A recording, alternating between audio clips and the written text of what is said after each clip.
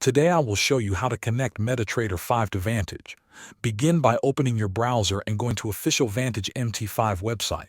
When the page loads, look for the download option for MetaTrader 5. Make sure you download the MT5 platform that is provided directly by Vantage, because this version already comes prepared for their servers.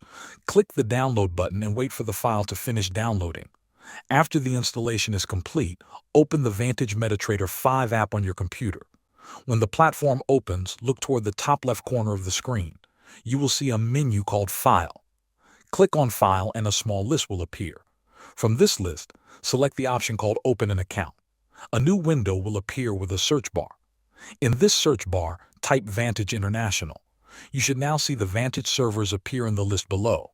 Select the correct server and then click Next. From this point, simply follow the on-screen instructions.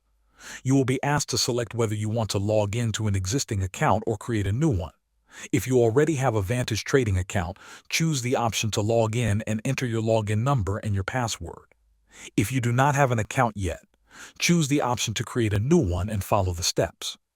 Once you complete the process, your MT5 platform will connect to your Vantage account and you will see the charts loading normally.